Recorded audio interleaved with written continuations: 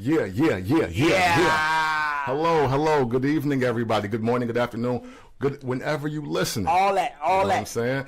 It's time for, what we call, a bonus of the best podcast in the world, the best hip-hop podcast in the world. You goddamn right. You know what I'm saying? It's called Banging on Lunch Tables. And I am Cam Quotes. It's your boy Mike Jones. And of course, you can find us on Audio Mac and Mixcloud, wherever you listen to digital media, because we will be everywhere very soon. Don't get it twisted. You know what I mean? Mm-hmm. And right now it's time for the Bolts Bonus.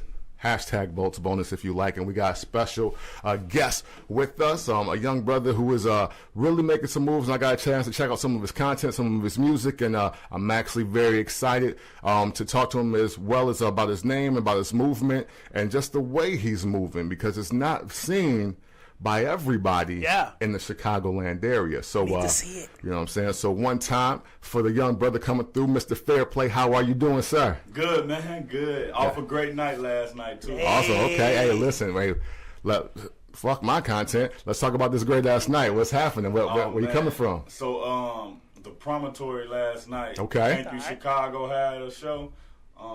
K-Moon, Fresh and Matt. Oh, my God. Okay. It was amazing in there. The ratio in that was amazing to amazing, if you understand. Hey, there you go. Hey, it's all about the ratio. Your party ain't what it's supposed to be if the ratio ain't right. Yeah, too many hard legs is terrible. The DJs was rocking like it was like a trap juke versus hip hop or something. Okay. Like that. Okay. All So right. it was going crazy, man. They put on Swag Surf. The crowd went crazy. It was a mixed crowd. It was amazing. Nice. I was like, Jesus, we need to be here more often. My homies was like, man, I'm telling you, you just gotta let us know. Yeah. Nice. All right. Look, great, positive, fun things for the urban individuals in the Chicagoland area. It happens. It's a real thing. It do. Fuck what you hear on TV. Thank you. On the news especially. Fuck 45 and what he be talking about. No, really great things with people of color are happening everywhere in Chicago, and our guest is just a firm confirmation of that. So that's dope. So, I'm sorry, go ahead. No, I was going to say definitely, and their events never had no problems, man. It's always all love. People come through. I say range from like 21 to maybe 40, 45, always a mixed crowd, but it's, man. Nice. Cool. I wish you could have been in there last night. I posted a video on that, man. Yeah. It was lit.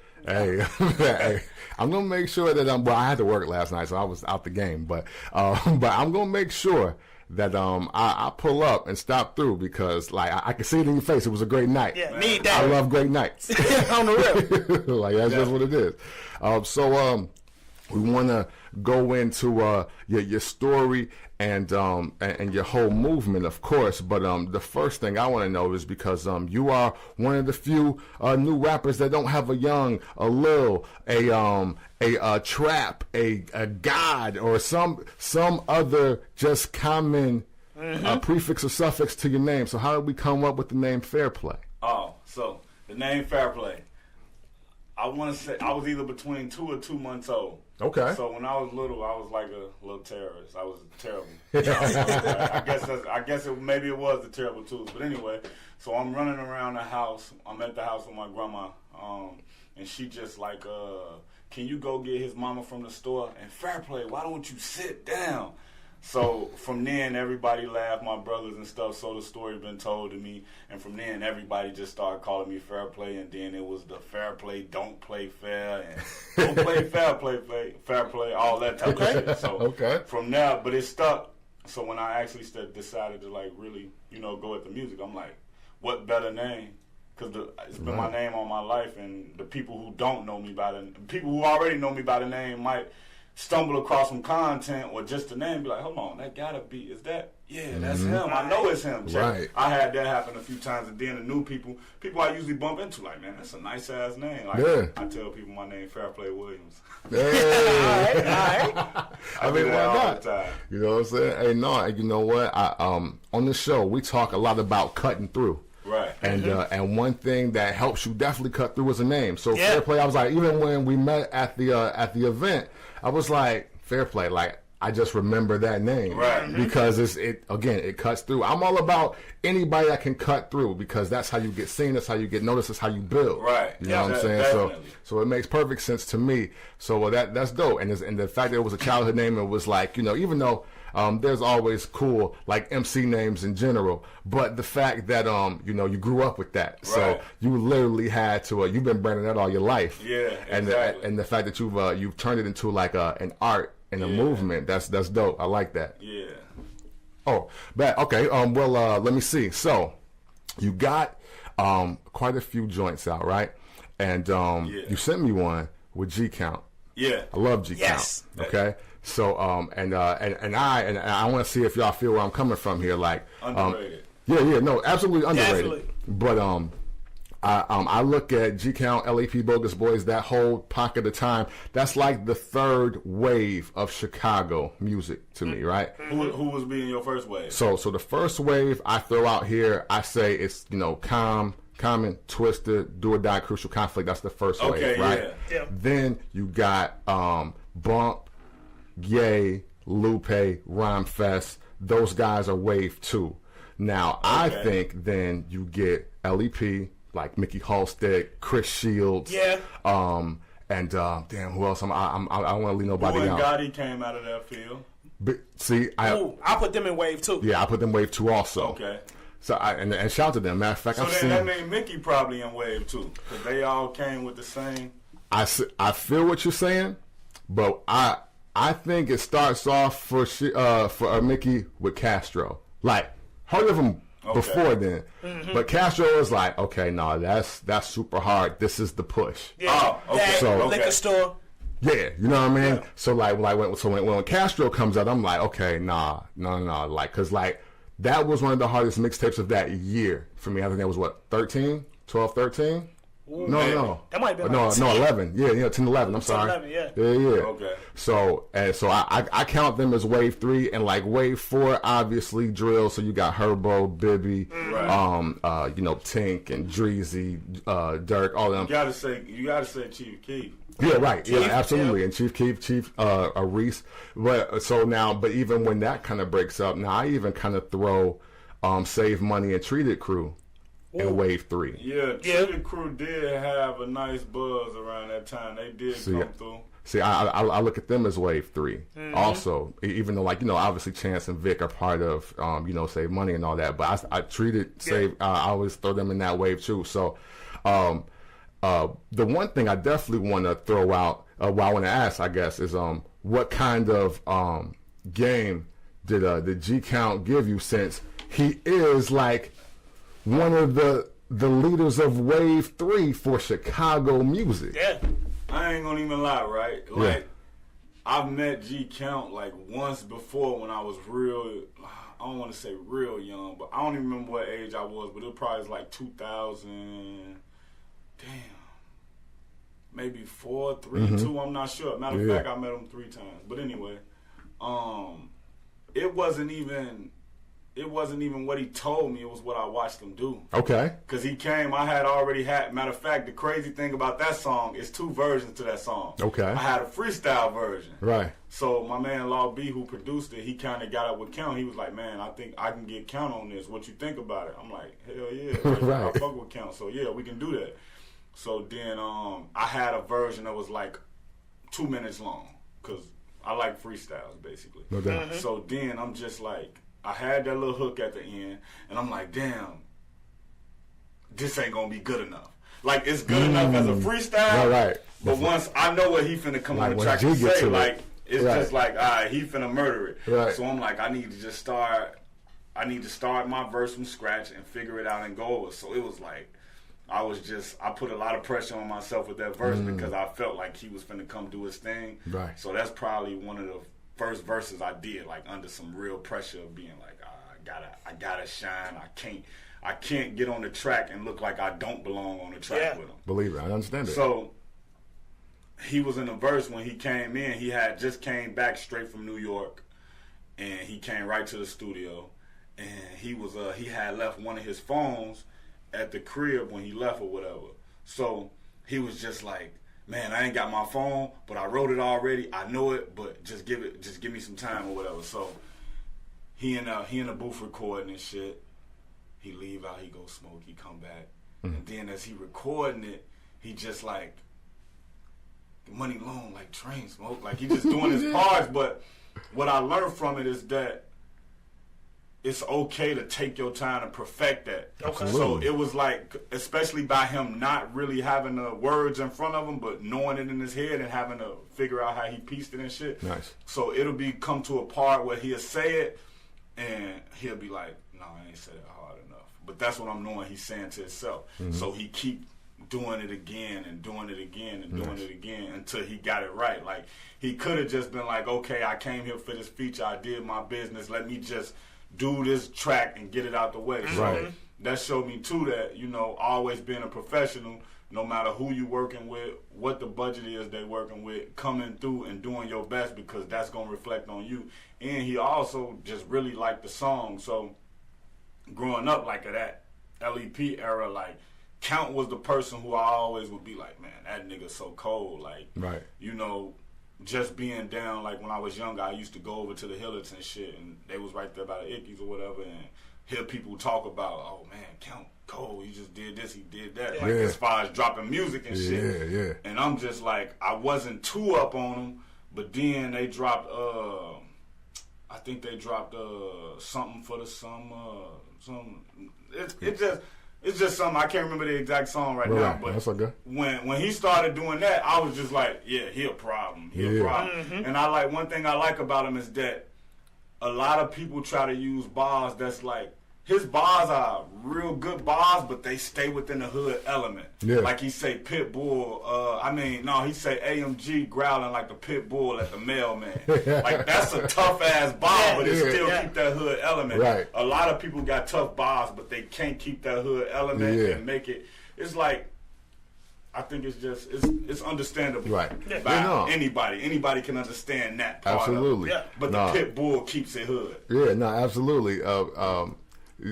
Count is one of them cats where you know where he at. When he rapping, you know what I'm saying? Like of course people paint pictures, and you know, and that's a good part of the element of like rhyming or you know what I'm saying? But it's like, you know, like even on Chicago niggas, it's like, man, they didn't pull them out them Crown Vics and bought them Tahoes. It's like, yo, you've seen that. Like, it's like, yo, I know exactly what you're talking about, because if you ever going west or you and you just around and your people ain't like, damn, motherfuckers in couch and Tahoes now. Like, I remember just like that conversation, and it's like, yo, you know, G Count is like, yo, he didn't seen that shit too, and like, and he just giving it out. He just throwing it out to you like that. So that's always just a great element to have for any MC, I believe. So no, I understand exactly what you're talking about in that respect. Yeah, just, I mean, for me, like I say, it was more so just the professionalism of making sure that he taking the time to do it right, and not letting me rush his process, not letting the producer rush his process, not letting the engineer, just being like, I'm here to put out the best product. And even from when he would just still have it playing, he would be saying his line, like mumbling it like 3 or 4 or 5 times, just like, train smoke, like train smoke, like that. So it was just like, you want to make sure that you always I've always felt like I wanted to put out the best product. I think the thing I could probably equate it to, that everybody can get it, is like Kobe wants to be Jordan, and then once he sees Jordan play and work out, he understands. He starts to really understand what makes Jordan great. You see a lot of these verses and a lot of these rappers and a lot of your favorite people, and you be like, man, he great. I love his shit. But then you actually get around him and you like, this nigga is always a professional. And he's always himself. He not, even when we shot the video, you know what I'm saying, down to earth, cool guy. But he's always Count. Who you hear on the track is him. But also you see that evolved state of him. Just like he dropped that knowledge and he tell you, like, he the type of person that when he tell you something once, you try to catch on to it and listen. Like, my first time around him, I ain't gonna even lie, I didn't really talk that much. I just be, when I'm around people who really know what they doing or really understand that field, I try to just soak it up. Listen. Absolutely. Catch some of the game from them, so some of the mistakes you come across, they pop back in your mind, like, oh yeah, he said, boom, now you don't make that mistake. Nice. I like it. So, I also, we're gonna get back to the music, but I want to get to your blog, because I watched episode 3. And I seen you. You was like on a journey from like Atlanta to Nashville, stopped through Indy, then like got back to the crib and you drove. It started in Florida. Okay, there you go. Yes, I'm sorry, I started in Florida, and I was like, yo,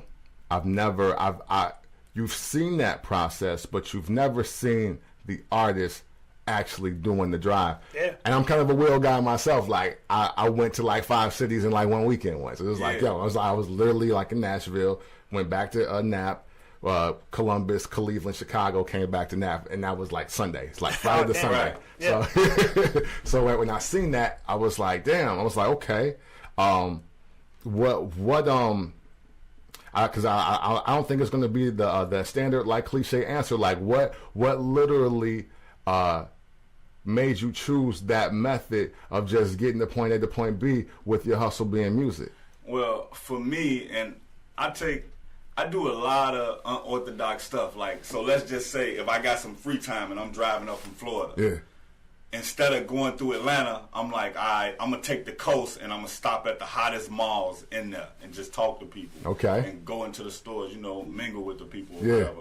So what I do is I hop on Instagram, type in Augusta, Georgia, hashtag, go to the hashtag, find the chicks that look like they popping in the city. Right. DM, hey, what's the hottest mall in your city? I'm heading there right now. Once they tell me, I go there. Like at first, I was having CDs.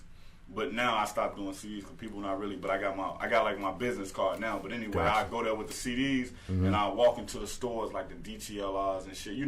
Fresh. Yeah, the fresh wares, the city gears. Yeah. So when you put together like beard nice or you dressing nice or whatever, people more receptive to anything you're doing, especially the ladies. So when you walk in there and you talking to them and you showing them, oh, what you doing? You got an accent. Where you from? Oh, I'm from Chicago. Boom. And that's how the conversation really gets started. So for me, driving has been like a marketing tool for me. Nice. As far as like, because I can stop. I got like people, like honestly, when I go down through there, I got family in Memphis. I got family in Kentucky. I got some homies in Atlanta. I done set up a base down in Orlando where I got a little people that I deal with down there. So it's like when I drive, that's the easiest way because you can bring all your clothes, you can bring your equipment, you can bring your music. Actually, I was like flying back and forth at first. But I one thing about me, I'm kind of impatient, so I hate waiting in lines for the luggage to come out. I hate waiting to go through the process to get a rental car or whatever. Right. You like to be on your own time. Exactly. So what people don't really understand is like when you driving, if I go through Atlanta and one of my homies was down there working on some work and he out in LA right now, but he was like, I'm in the studio down here, Scud, slide on me. I can actually just stop opposed to the plane stopping and me, damn. Yeah, it's like, down man, I in can't land Atlanta. to like 450. Yeah. I should get to you about 6. Yeah. Just even the process of me hitting him up because I seen he was in Atlanta. And then if I'm in a plane and I see he in Atlanta on Wi-Fi, it don't mean nothing to me because I'm on a plane. I'm going straight there. But this one, I can say, all right, I'm going to stop. Where you at? Yeah. And I can just chill with him for a little while. We can hit the studio, just Do stuff your like thing. that. But, yeah, I like driving. Driving is just like, it helps a lot, You clear your mind. Yeah. I listen to audiobooks when I drive. I listen to different music. Not supposed to do it, but sometimes I have written while I'm driving. Okay. Right. So yeah, it's just like you listen to instrumentals. All your people you haven't checked up on in a while, you get a chance to call them, talk for a little while. I politic with my producers, different stuff like that. So No doubt. if I could say anything, I think it's a marketing tool. And when you go to these places, you control your own thing opposed to going and now you got to find an Uber, or you may be in an Uber. I mean, you may be in an area where Uber don't Really do go. that. Yeah. Or just I can like the Swing PR event in Atlanta I just went to. Okay. I left out Tuesday night. I got there about 10:30, stopped at my boy crib, got myself together or whatever, went to the event. I was going to stay in town, but I ended up having some more shit that was going to pop off here. So what I ended up doing was just being like, fuck it, I'm going to go back. So at 5:30, I hopped in the car and just drove back. So I was back here within a day. Nice. And everybody was just like, damn, I just saw you in Atlanta. What you doing back? But Like, yeah, yo, I nigga, got I'm business. here. Like, yo, hey, I love it. Hey, I love it because I've moved the same way, like just through media, doing radio. Like so it's interesting to watch somebody else do it. I was like, okay, cool. I'm not as crazy as I think. Somebody else has thought like this. Like they do this shit. Like that's dope. Yeah. So I definitely like it. I definitely respect it. It was cool to see just like y'all transitions and. And with that, I definitely want to ask, like, man, so how important is just the aspect of a team willing to roll with you like that? Because obviously you weren't doing all the shooting by yourself. Like, there was a camera there as well, and like you were meeting people, so it's like that's a whole process in itself. So how, I mean, man, one, shout to your team. Feel free to shout them out right here, but then also just explain the importance of having them around. Well, for the guy I brought a guy from Florida that I met down in Florida, i.e. Visuals. He did the recording, none of the driving. He slept. But yeah, so I mean, for me, I'm I'm self-driven, self-motivated. So a lot of these times when I'm going to these places, I have people set up there, like homies I done just met from in the streets, or maybe from basketball, or from my 1 year of college before I dropped out, different stuff like that. Yeah. So I take the drive on my own. One time I took the drive from Florida to Cali, stayed in Cali for like maybe almost a month, and then back to Florida. So I just take the drive by myself. Like, what actually made me push myself, I hate for somebody to try to tell me I can't do something. So I was telling my grandma, like, yeah, you know, I'm thinking I'm about to drive. I think I'm going to start back driving I think I'm going to drive back down to Florida because I can take all my stuff with me when I need to go down there. She's like, oh, you should fly. You know, you never know what can happen being on those roads late at night, traffic, you know, granny gonna worry. Right, exactly. But I'm just like, man, I can do it. I know I can do it. Right. So I'm like, for me, it's like, hers is concerned, but for most people, it's like, y'all saying y'all gonna start a podcast. People going, why a podcast? Nobody's doing podcasts. People doing radio. You should be trying to get on the radio. Right. Now podcast is the hottest thing out. Exactly. But a lot of people that you notice, even not mentioning my grandma, but just mention people in general or some family members.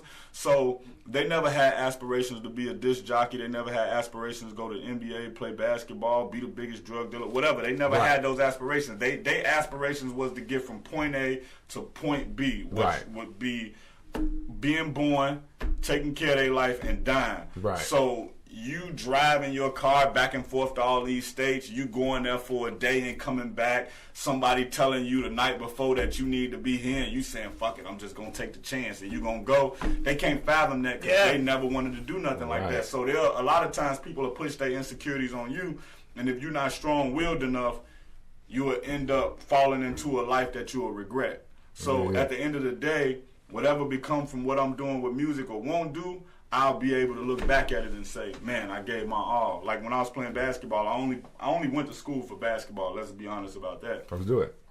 Of course, I'm smart, but I went for basketball. That's what I wanted to do. Yeah. So I was in school strictly to play basketball. And once I got injured, I didn't really start thinking about maybe being able to make it to the NBA until like college. Like I was always real good when I was young, but I never really thought about the NBA. I never thought about college because I kind of put myself in a bubble, whereas I would just be working out by myself outside on the court. My friends would come around, but we from the hood. We not thinking college. Right. So I think a lot of times we don't notice our dreams early enough. So what happened was by the time I really noticed my dream, I was good because of my confidence. Like, I always had that confidence. Like, I was the type of person who would say, you don't really got to practice like that. Once you got it, you got it. You just practice to stay in shape. Right. The repetition. But once you know how to play, you got it. You don't got to practice. You just got to stay in shape and learn the system. Right. So, for me, it was just like, I only did it for that. Right. But I probably could have took it much further if I would have thought younger. So by the time I ended up getting injured, I never was really, I got a few offers out of, cause I went to Olive Harvey. Before that I went to Truman. Yeah. But I got a few offers to go to college, but my mind, I was so late by the time I started thinking about actually going to the next level that by the time I injured myself, it was easier for me to just say, fuck it, I'll go back to the streets. I'll figure out something else. You know the nigga shit to do. You know, you get a job for 2 weeks, you get that first check, and you turn it into something else. Right. So that's kind of like my process of it as far as like that. So it's just like that endurance to know, like, if to tie it back in, if the music don't pan out how I think, just as basketball, I would be able to look back and be like, all right, I gave it my all. Because once I got injured, I know I was giving it my all. Right.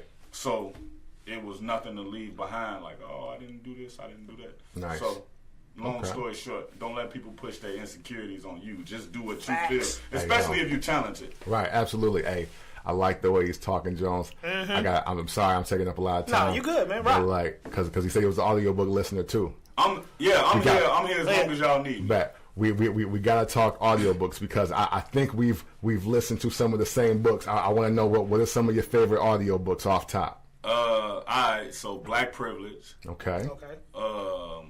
Kevin Hart book. I can't remember the name. I still gotta get to that one. Tiffany Haddish, Black Unicorn. Yeah. I listened to the Art of... No, I did not the Art of... Hold on, let me look at it and tell you the rest. I think I listened to the Art of War once. Okay. And I can't even remember the other one. Look, yeah, especially on those long rides, man. Those are really my thing. The 40 Laws of the Alpha Male. Oh, and I'm listening to something that's astrophysics for people in a hold on, what is it? Let me tell you the exact name. Okay, Astrophysics for People in a Hurry by Neil deGrasse Tyson. Okay. So I'm listening to that very slow. Yeah. Because most of the times I'm tired, and the content in it is very boring.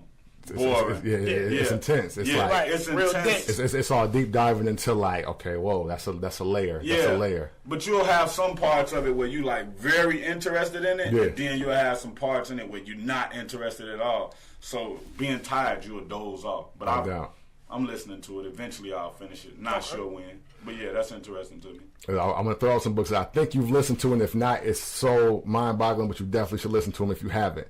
Have you listened to the Four Agreements? No. Man, check that out. I might be familiar with it, but I haven't heard it. You have, like, honestly, just from the way you're talking, you're familiar and don't even know you're familiar with it. Right. Like, that's because, like, but it's literally on your same wavelength. The Four Agreements, As a Man Thinketh. No. Check that one out. And that one's short. That's only like an hour. Okay. But check that one out. The 7 Habits of Highly Effective People. No. Bet. Check, like, yo, those 3 for sure. Like, you're definitely on the same wavelength with just the story you said about people pushing their insecurities on you. You'll love those. Right. You'll love those 3. And if you don't, let me know. But I think you will. Yeah. Also, let me see. Think and Grow Rich. No. That one's super long. That's like, matter of fact, you could probably get to like 7 states with that. Right. But I got a long drive coming up soon. So Think and Grow Rich. I would also say, even though I only listened to this one like twice, The Power of Broke, Damon John. The FUBU guy? Yeah. I wanted to get that one. I haven't listened to it yet. Yeah. I just wanted to get his book because he FUBU. Yeah, absolutely. The Power of Broke and Rise and Grind. I still haven't got through Rise and Grind. Actually, I won a free audio copy of Rise and Grind. Shout out to Damon John. Hey. I was one of the ambassadors on this team, so that was super dope. Right. And I happened to win a copy of the audio book, and I was the only one that won too. So shout out to me. Shit. Right. But like, yo, check out those joints for sure. I don't want to load you up with too many, but like, I think you would really like those. Definitely keep in touch with me after you listen to them. You'll be like, yo, nah, I'm working with this. Or be like, yo, okay, I see what you're saying. Because like, literally, a lot of the stuff that you're saying, elements of it are in all of those books. I'm surprised you haven't heard any of them yet. So that's super dope. So that means a lot of my knowledge from trial and error. Hey, that's dope too. I mean, because that's how they come up with the content. Yeah. Right. So I mean, hey, so look, maybe you should write your own book. Right. Hold Maybe on. one day. I got one for you. Yo. Living in a Beautiful Disaster. Hey. my man's, he wrote a book. You gotta check it out. Yeah, check it out. He's You an know what I'm author saying? over here, so you gotta check my man's out too. A little content and composition for y'all. You know what I'm saying? Check out. I put as much of 36 years of my life into about 106 pages. Most of it is art based.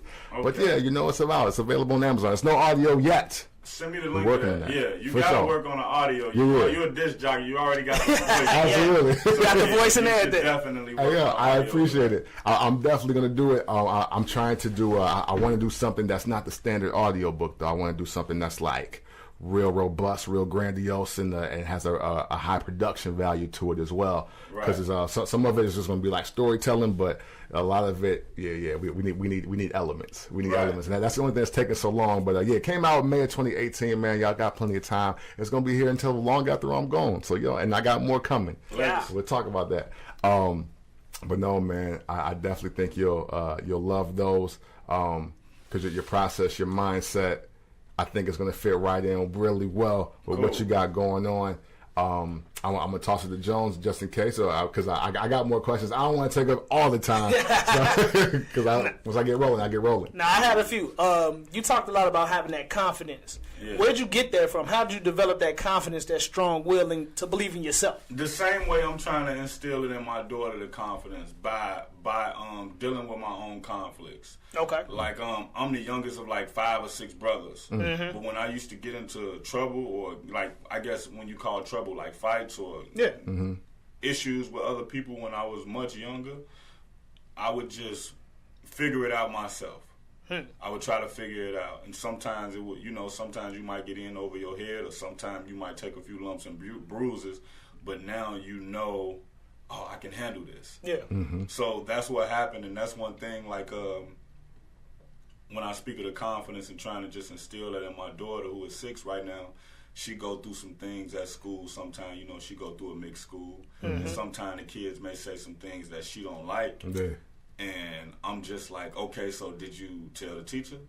Right. Okay, did you tell them to stop first? Did you tell the teacher? Okay, after you tell the teacher, now you address it yourself. I'll deal with that after that. Right. But just knowing that every time something go on, you don't need to call somebody, is how you determine problem solving. Okay. Yeah. And I think that's probably like a little problem with something that goes on. A lot of things that go on now is because every time it's a conflict or an issue, somebody comes in and save the day. So you never learn how to deal with that conflict. Nice. So it can, like, think about how resilient black people are, right? But we resilient because of all the struggle we go through. Right. Like, I've been through projects. I've lived in a house with like maybe 10 people.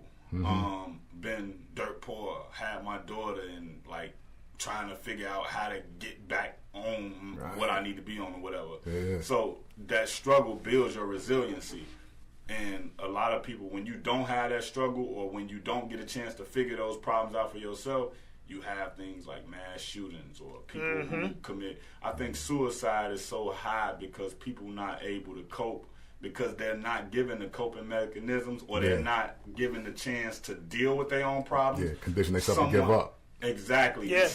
Or they condition themselves to feel like someone's always going to be there to care for you. Yeah. And then when they don't, they start getting real deep, which it might sound crazy. I tell my daughter now, when she's doing stuff and she's being a 6-year-old. Right. And when she being a 6-year-old, I'll be like, you need to be more grateful. I was like, nobody have to do anything for you. Mm-hmm. I don't have to do anything for you. I do it because I love it, and you my child, and it's my obligation. Right. But even though I'm obligated, I don't have to, because it's parents who don't take care of their kids. Right. So just giving them that reality early so they can process it. And a lot of times,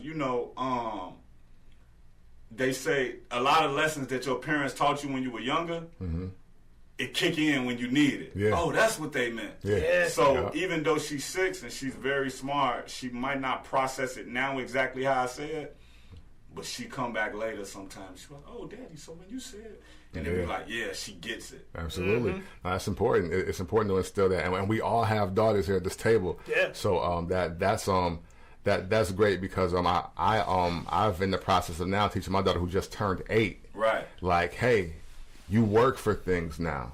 Yeah. We're done giving. Right. We're like the aspect of you're going to get, like, that's dead now. Yeah. Right. Like, now put in some work. Like, is your room clean? Have you brushed your teeth? How many cavities you got? Like, what did you help your mom with your groceries out the car? Like, what things did you do to earn $5-10 this trip to the mall? What have you done? Yeah. You know what I'm saying, to get this? It's you know what I'm easy saying? for them to get caught in that. Yeah. It's easy for them to get caught in that, and every time you go to the store, they want a toy. Exactly. And it's like, why? What you do today?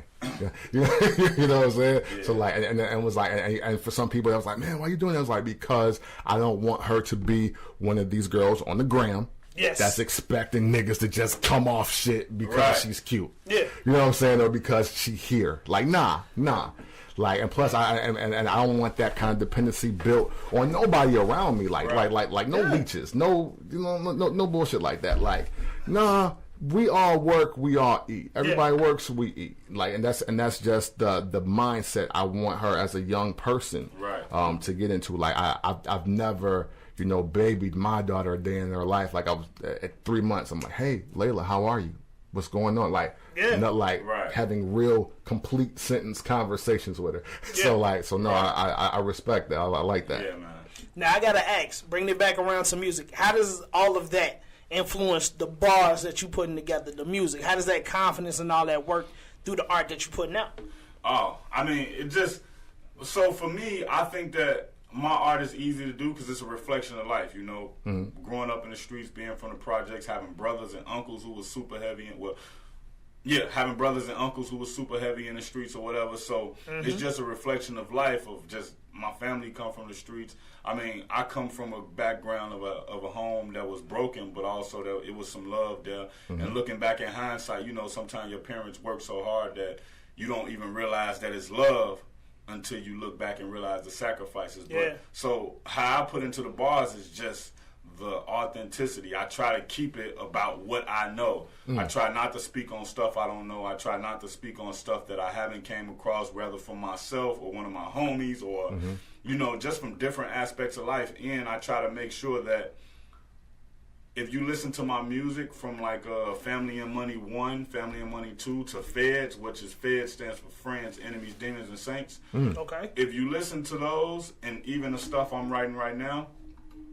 it all goes with the content. So when you listen to it, you can be like, oh, this is interesting. This whole project, he's mentioning things that revolve around this one situation or these few situations. So you may have one where a lot of my earlier work, you may hear me speaking of like having guns a lot or just hanging out with gang and stuff like that or whatever. But then as it starts getting into like the other ones, you'll start hearing me mention my daughter more because that's on my mind more, just trying to secure her and building a good relationship. Nice. And then like, you know, a lot of, you know, cousins and family members and friends die. You may hear me reflect on that and reflect on my emotions in that. And so I just try to keep it super relevant like that with the bars. And my freestyles is where I try to just put the best metaphors and punchlines and the most catchy, like the windmill dunks and the between the legs. Of course. But on the on my songs, I try to put metaphors, but I try to make sure that I put something that could touch the people. Yeah. Okay.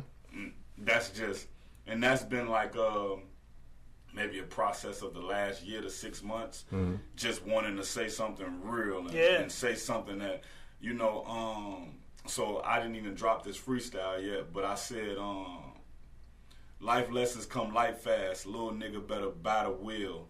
New J's, that shit cool, but being fly don't pay the bills.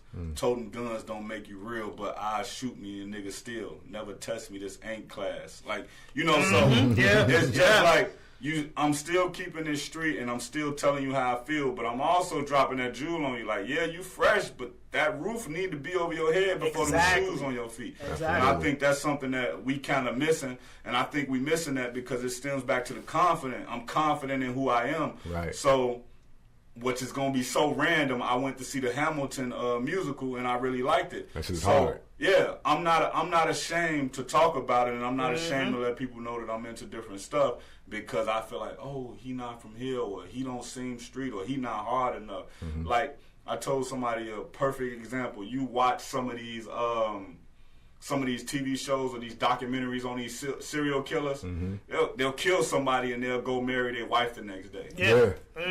They'll go shoot up a block with an AK-47 and then go tuck their child in to sleep. So it's a lot of different emotions, and I think in the black community, we don't get a chance to express all of our emotions. It's like you gotta, if you from the streets or you from the hood, you gotta be tough all the time. And don't get it wrong. I mean, people do show that vulnerability, but it's like within that close circle of like gang members, they'll laugh, or just their homies, or their immediate family, or their girl and their baby. They may smile all the time, but once you step out the door, it's like it's game time. Yeah, exactly. And it's no layers to that's being shown. That's to every human being. It's like, yo, we're not this one thing 100 miles an hour every single day. It's like, no, I think that's how some of the bad stereotypes get produced, because we not. I told somebody something that was really interesting to them and to me, but it was just something I came up with on my own. But you know, a lot of people see me, see the way I dress, see the way my music and my content, and they automatically pass that judgment, which isn't wrong because you can judge a book by its cover, even though you shouldn't, you know. Right. But so I had told them they've made themselves very successful by going to college, you know, speaking proper English, which is just speaking proper English, and not trying to act white like people say. Exactly. Right? But they really from the hood, like they really had a childhood that was in the streets, like really gangs, like really they fighting. Really know stuff. what's happening. They really know what's happening, right? But from the standpoint of it, I was like, okay, so you might change the way you dress and address people when you walk into this room, but that does nothing for the black stereotype.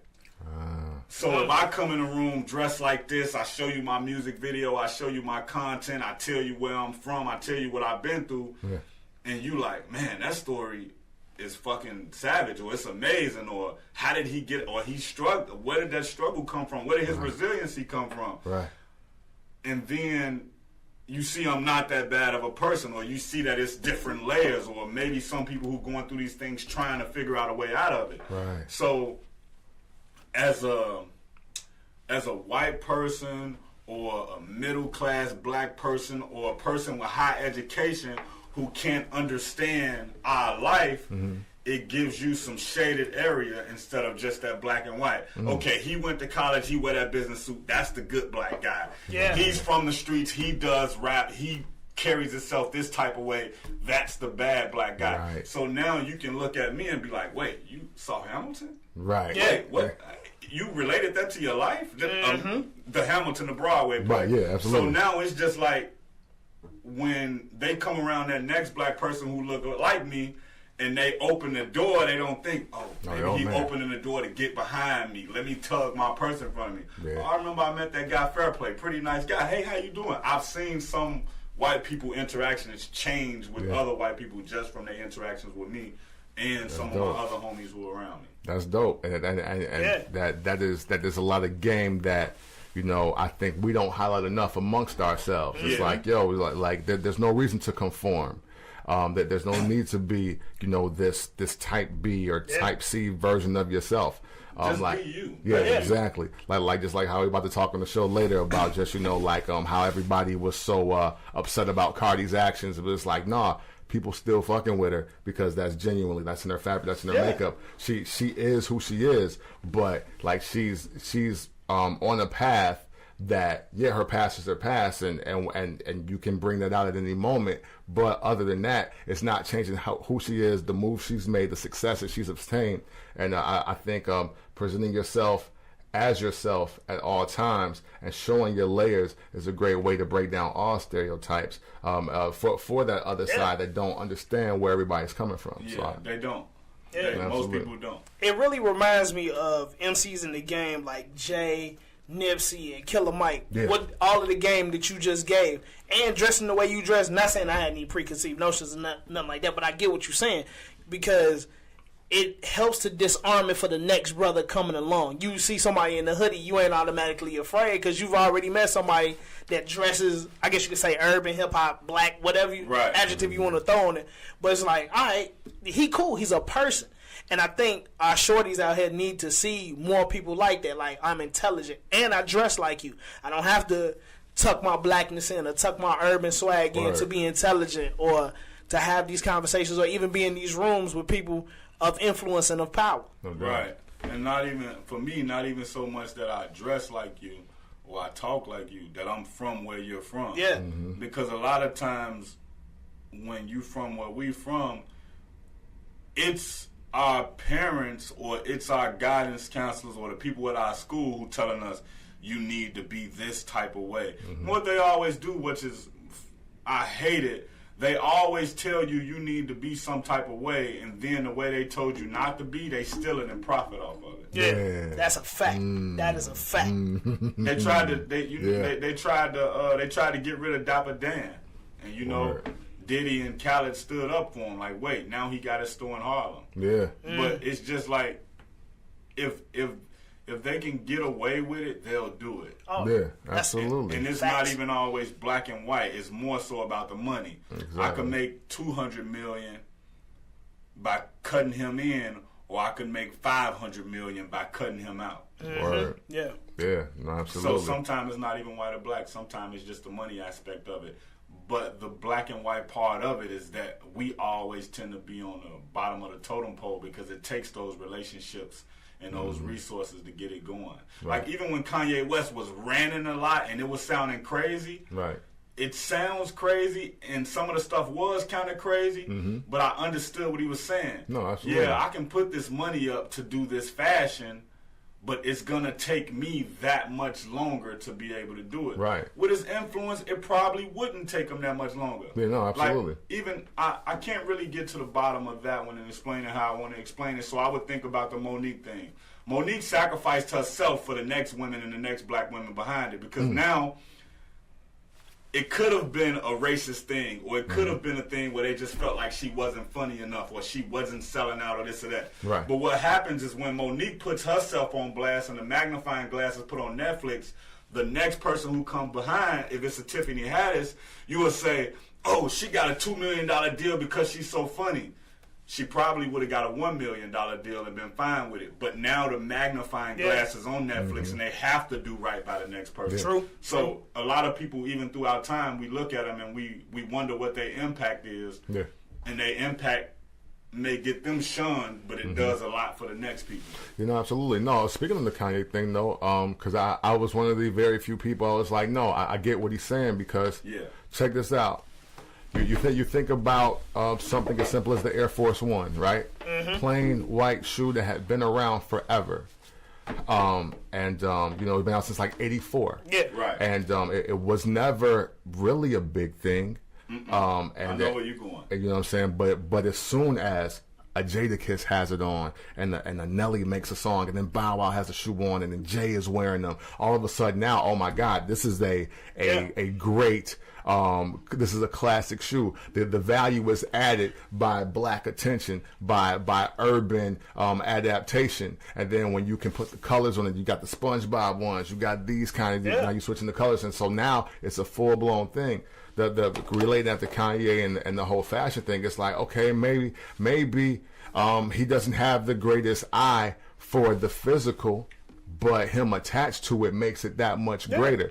So you know what I'm saying? So why should he spend all of his money trying to make the shoe? No, y'all make the shoe, collab with me. I'll tell you what's hot and what's not about it, and then we both elevate at the same time. Then you got one more black executive in there doing it, pushing the thing, versus them like, oh no, try and fail with your shit, and then we'll watch what you did wrong, and then now we'll do it. And then we'll get somebody else with it. Like, so no, I totally understood from the door. I was like maybe it's not coming across right to y'all. I was like, but that's exactly what he's saying. I mean, because like, look how the Kardashians made braids popular with other white folks. You know what I mean?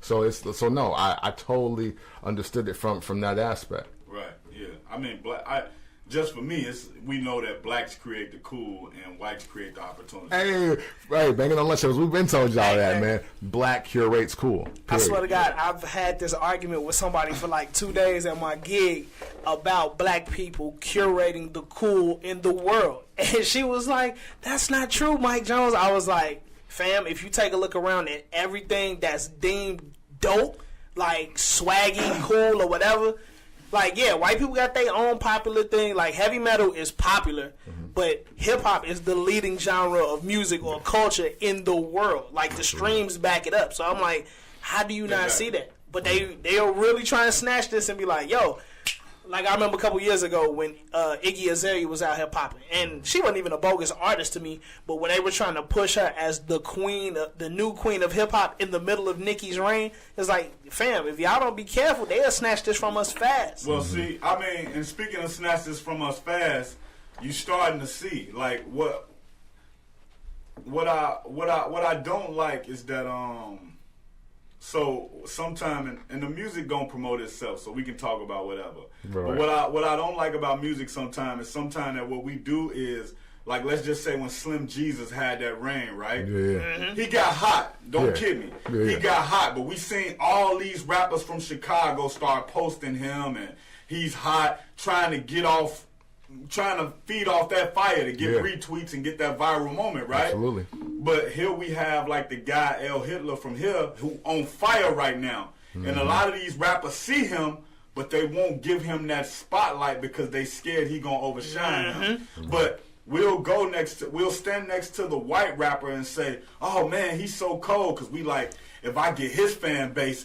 I'm gonna get his money. Right. For some reason, which is so weird, we equate like the white fan base with money when blacks have all the buying power. Yeah. And overuse it. Like, we literally buy beyond what it says that we have. Exactly. Yeah. So they say for every $22 that come in, 21 go out.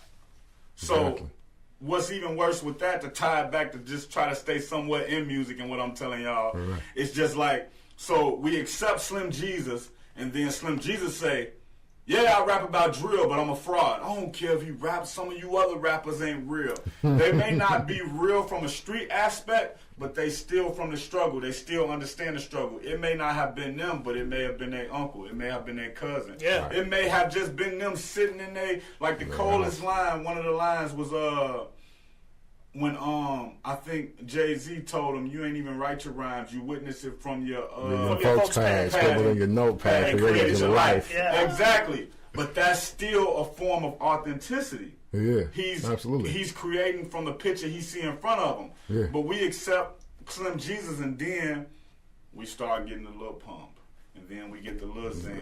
Right. I mean, what people don't know is that rock and roll started off predominantly black. Absolutely. And then we start co-signing, because what they really want to do is figure out how they can keep the money with them, which is not wrong. Right.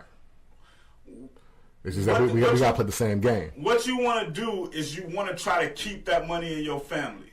That's why you see an exec will fail at one record label and go to another record label, and he'll fail there, but then his friend will give him a job here, and then he'll fail there, and then they bring their whole team with us. Yeah. So as blacks, we told to not help our people because they'll be our downfall. The downfall is not putting competent people. Like, for every 3 competent people you put in position, you allowed to, my opinion, you allowed to put 1 incompetent person in place, because those 3 people should watch him and make sure he not fucking up too much.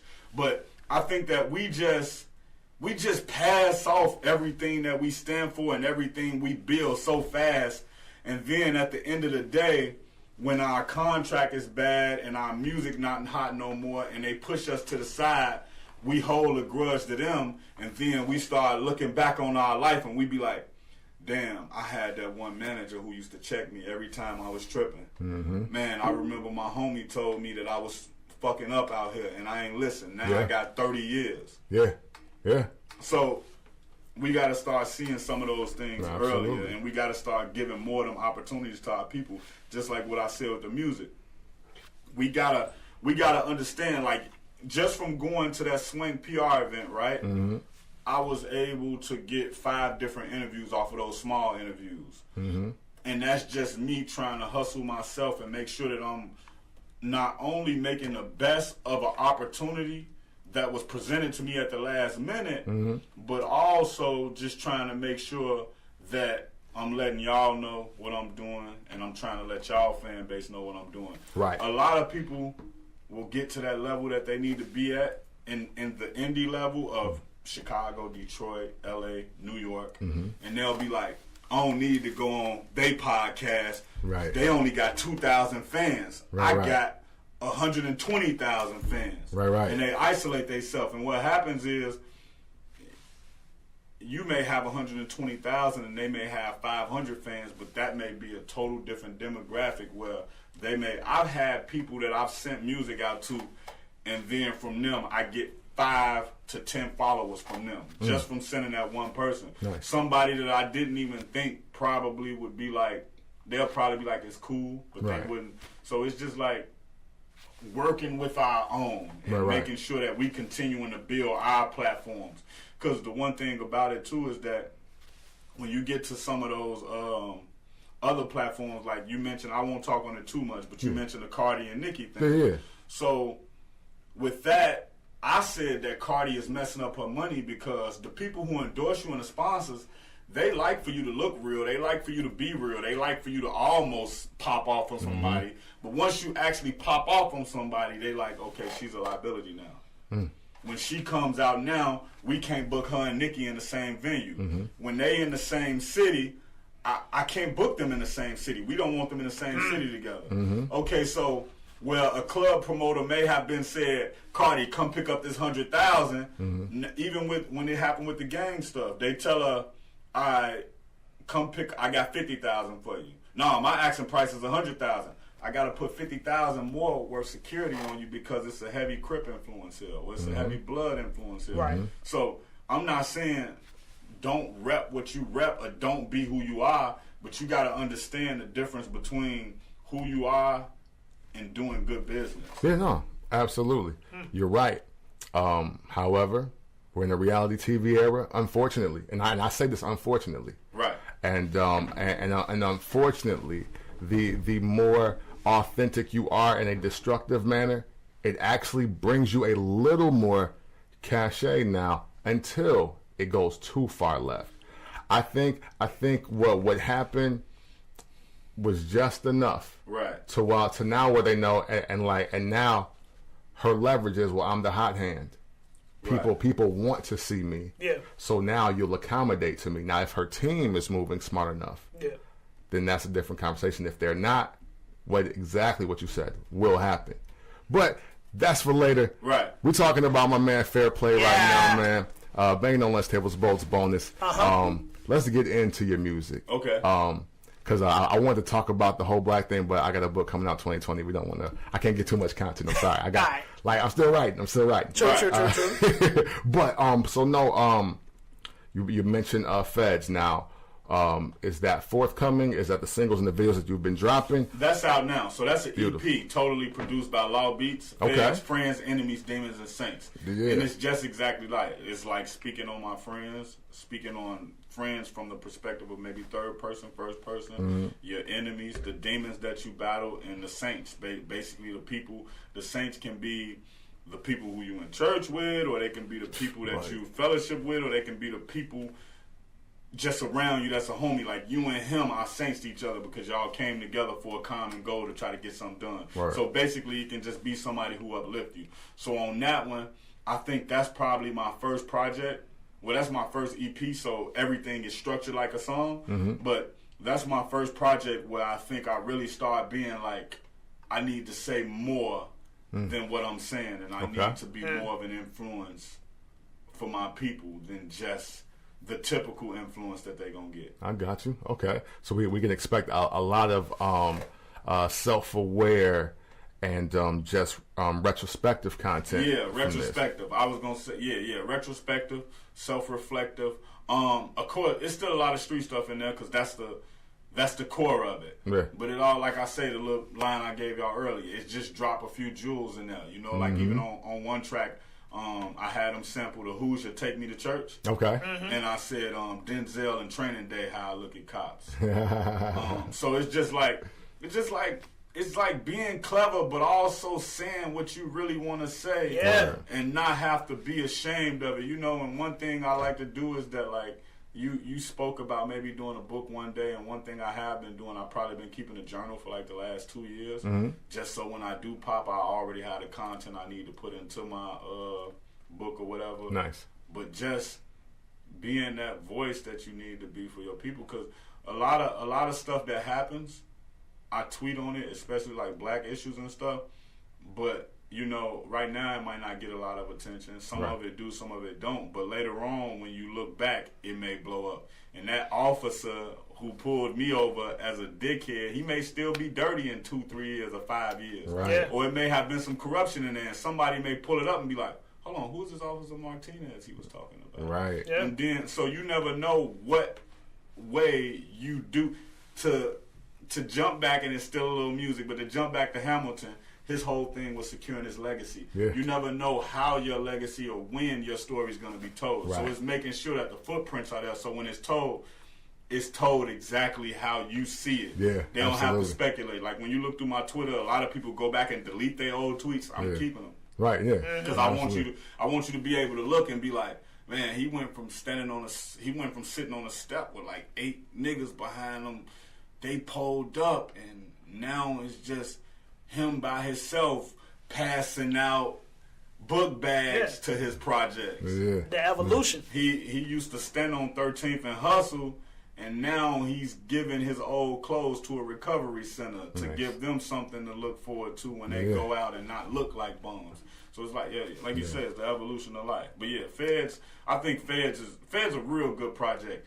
And I was doing music before dibbing and dabbing, and I can truly say when I look back at my stuff, I was like, back then, I was like, yeah, I'm cold, I'm ready. But listening to my new stuff and my stuff back then, I wasn't ready. My content was strong, my bars were strong, but I don't think I was as confident in myself as I am now. And I also don't think my delivery wasn't there. I've always had a real nice voice, but I didn't have my voice to the point where every time it was on the track, you knew it was me. Like if Jadakiss never do that high, you know it's him on the track. Rick Ross, you know it's him on the track. Fab, you know it's him on the track. My voice at that time, I think it fluctuated depending on the song. And a lot of people try to tell you like, man, you should play with your voice. You should do it like this. Kiss, keep it simple, stupid. Sometimes just somebody being able to hear that same voice that's like an instrument, that's like a baritone, but it's also confident. They like, man, what else do he got? Man, he sound good. What is that? And then they started pick on the content. They be like, damn, he actually got a lot of shit he doing. Yeah, absolutely. Absolutely. That's what it's all about. I mean, top to bottom, that's just what it's about. And that consistency and that repetition is what builds the brands that eventually break through and get and the industry falls in love with, no matter what tier level it is. What we talk about on this show a lot is the different tiers and the different outlets. And to me, for anybody that is a creative, 2018 is over. We're all 2019. Right. So what I want to know with your art and your creative space, what is the goal for 2019 for Fairplay? The goal for 2019 is to stay authentic and continue to put out the best music. I need to get back in the studio and continue to be in the studio consistently again. Okay. Because I did so much content. Like I got like maybe, since the stuff I've dropped, I probably got like 160 songs. Some of them old, but most of them are within, I want to say, 20, none of them are older than like 2016. Okay. So it's all fairly new music.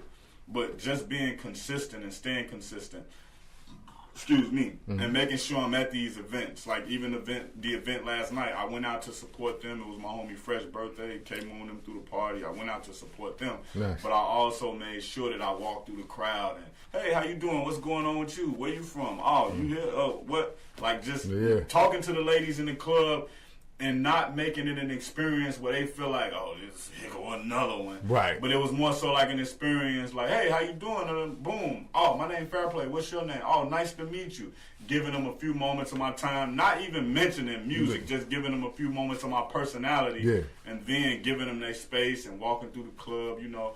Like, I think just letting people be known that you, like, I seen you guys talking to other people when I waited my chance, but I wanted you guys to know that I was there because I wanted to be a part of the podcast. Right. Absolutely. So maybe finding that balance between letting the person know who you are, but not trying to force your product on them. Nice. Sometimes that can be, absolutely. You meet somebody in the club, they listening to music, and you tell them, oh, I rap. Instantly they go into, oh, another rapper. Now everything you saying after that becomes like, can you get the fuck away from me? Right. Or just, here, give me a joint, I'll get to you. I'll get back with you. Right. Exactly. So it's just like, and even just from that, when I was talking to you, I'm like, hey, do you got a flyer or something that I need to post to promote this? Right. Because it's that cross brand and just letting you know, you got a platform that I want to be on, and I appreciate you having me, but I want to make sure that you know that I'm appreciating you, and I'm also introducing my fan base to you. No doubt. Like a lot of rappers and even actors or whatever, they'll go onto platforms with a person, and they'll expect all that to be the leg work, and it's just like a one-way street. You know, man, you take care of people, and people usually take care of you, especially when they do good business. And you know, a lot of people we see, like you speak of Nicki being a queen, we see a lot of people turning their backs on her now because it seems that she on her decline. Right.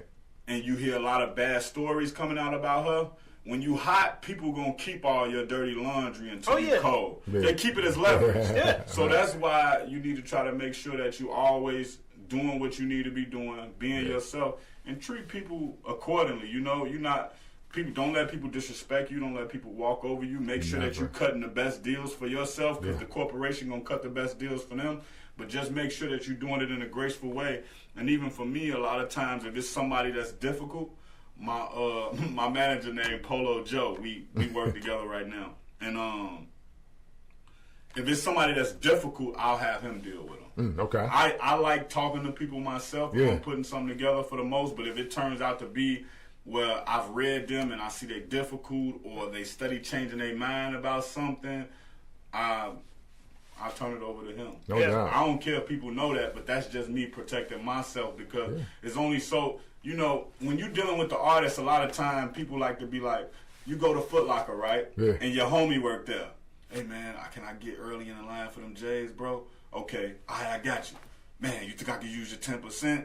Damn, bro, I just But you go there and it's not somebody you know he there for business. Right, yep. Exactly. I'm going to stand in this line, I'm going to get up there, I'm going to pay them whatever they tell me to pay, I'm going to get the fuck out of there. So that's why I think it's good to have, even though I mostly do some of the managing myself, to have somebody else that I can just have step in and be like, hey, bro, he full of shit, holla at him. Right, exactly. No, hey, and that's the layer, that's the buffer that every manager honestly should be. Yeah, definitely. You know what I'm saying? Like, I mean, it's good to be self-reliant and self-sufficient, but that's the whole team building process. Yeah, that's the whole aspect of, okay, yo, you know what? That could even affect your creative space. Yeah, and you need that more than anything, because that's the money, that's the engine, that's, you know what I'm saying, and all that's needed to get that tied in.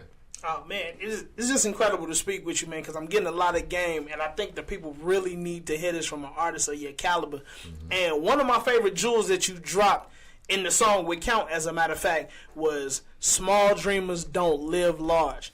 And I'm like, even from speaking with you, first the line caught me then, but speaking with you, I can see how you're the personification of that, man. How you are like, all right, I got a goal, I'm going after it, I'm self-reliant, I'm confident in myself, and we're going to make this happen. So I love that, and I love how you're going to pump that in your art, man. I love that, and I'm definitely going to be checking out all your joints, man. I just went on Tidal and favorited you, so I'm like, I'm going to go check out F.E.D.S and all that, bro. Appreciate it. Yeah, and that was one of the things, like I say, I like the street content. Like, I was super heavy. K-Moon used to call me the Gunline King. And this before any battle rap shit came out. And like, that was the space I was in at that time. But as you start to really evaluate and look, and you just be like, I'm way more important to my people and my community than just some gun lines. Yeah, I feel you. So I still have those lines. I still speak. Most of the stuff I speak in is like in retrospect. Mm-hmm. But it's still like you say, small dreamers don't live large. I put that at the beginning of it on purpose, because I want people to understand that it's like the saying, shoot for the moons, you still amongst the stars. Like, a lot of people will be like, I want to be the top 10 rappers by next year, right? Right. So that usually means you're going to fall around like the top 20, top 15. Right, yeah. Right. So I'm saying I want to be the #1 rapper out of Chicago in the next 2 years. So that means I can fall within like the top 2 or top 3. Right. I'm not fine with that, but that's good, because that's a process of my goal. Exactly. Shooting to be, I don't know, man. I was born and I was groomed into a different type of confidence. Yeah. And a different type of aspiration, and like, money don't motivate me. We need money to live, but it don't motivate me. My motivation is just like being able to put out good art that'll be timeless, being able to take care of my daughter, being able to put my family and my friends in a position to be able to take care of their families. You know, the more people you put on, that's how you lower the crime rate. Word. Yeah. No, real life. That's how you lower the crime rate in the hood. You can't rob nobody if you got a job. You can't rob nobody if you got a job, but you typically not even. Okay, so people tell people not to rap. People tell people not to be hoopers, not to be football players. Mm-hmm. Now, it's not our fault that that's what we've been shown that we can be to make it. now with this black resurgence of like business and all this, we seeing different things, and we starting to realize. I saw this black lawyer. She like 22, and I retweeted her, and I told her like, man, I'm proud of you. I don't know you, but that's black girl magic. I need more of that. And I just DM'd her some things. Like, long story short, whatever you need that I can help you, if I can put it on my platform and try to help push you, I'm gonna do that because I'm proud of you, what you're doing at 22, and I never met her before. But a lot of times, like, let's just say your homie trash at rap, right? Right. And you tell him, man, you trash. Don't do that, man. Blah, blah, blah, blah, blah. Sometimes you need to give them that reality check. Bro, you trash, but you can be good. You got to work hard. Like,